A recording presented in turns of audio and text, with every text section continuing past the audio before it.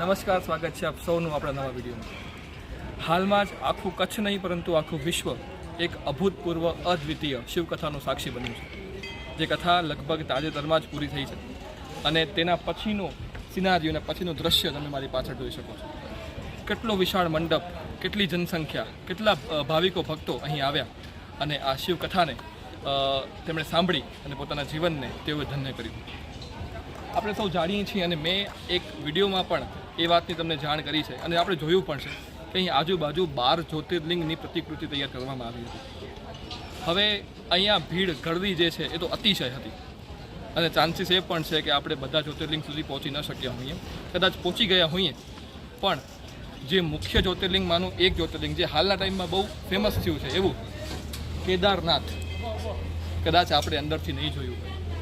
તો ચાલો આજે આપણી પાસે સમય છે, મોકો છે, તો જે ખરેખર મુખ્ય કથાકારનું બેકગ્રાઉન્ડ જેને કહી શકાય એ હતું એવું સુંદર મજાનું કેદારનાથ આજે આપણે અંદરથી જોઈએ અને તમને પણ એ વાતનો અફસોસ ન રહે કે 12 જ્યોતિર્લિંગ હતા છતાં પણ અમે 11 જોઈ શક્યા અને કોઈ કારણોસર એક જ્યોતિર્લિંગ જોવાનું છૂટી ગયું। તો એ એક જ્યોતિર્લિંગ એટલે કેદારનાથ એ અત્યારે આપણે અંદરથી જોઈએ છીએ, તો સાથે ચાલી અને સાથે આખું મંદિર જોઈએ। ચલો।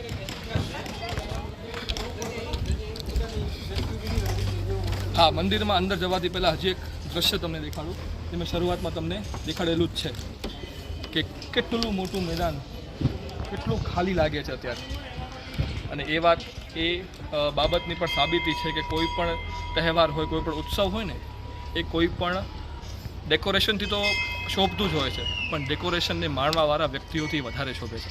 જો તમે લોકો નહીં હો તો આટલા મોટા ઉત્સવોનો શું ફાયદો? એટલે તમે છો માટે કોઈ પણ આયોજન છે એ વધારે પડતું સક્સેસફુલ થઈ શકે છે। હવે આપણે અંદર જઈ રહ્યા છીએ કેદારનાથની અને સાથે જઈને એ એક તમારું અને મારું બંનેનું ન જોયેલું જ્યોતિર્લિંગ આપણે જોઈએ છીએ।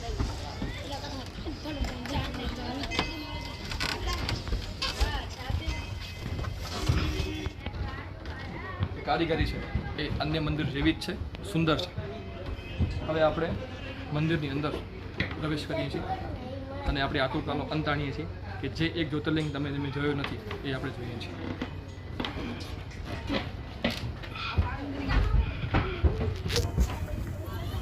તો આ છે એ જ્યોતિર્લિંગ જે કેદારનાથ નામે ઓળખાય છે અને જે હાલના સમયમાં ખૂબ જ ફેમસ થયું છે, ખૂબ ઘણા બધા લોકોના આકર્ષણનું કેન્દ્ર બનેલું એકમાત્ર જ્યોતિર્લિંગ એટલે કે કેદારનાથ એ આપણી સામે છે ત્યારે તેની પણ આબેહૂબ પ્રતિકૃતિ એટલે કે કોપી ઊભી કરવામાં આવી છે, પરંતુ જે શ્રદ્ધાનો ભાવ છે એ તો ઓરિજિનલ જ છે, મારી અંદર હોય કે તમારી અંદર। સુંદર મજાનું આયોજન છે અને કદાચ આજે કથા પૂરી થઈ છે માટે ક્યાંક તમને થોડીક ખામીઓ દેખાઈ શકે છે, પરંતુ આ આયોજન બાદના દ્રશ્યો છે। હાલના સમયમાં તમે જોઈ શકો છો કે અત્યારે પણ ઘણા બધા લોકો અહીંયા આવે છે અને જે લોકો ખરેખર શાંતિથી દર્શન કરવા ઈચ્છે છે એમનું આજે દર્શન કરવાનું સપનું જે છે એ પૂરું થાય છે। એમની 12 જ્યોતિર્લિંગની ખરી યાત્રા જે છે એ આજે પૂરી થાય છે।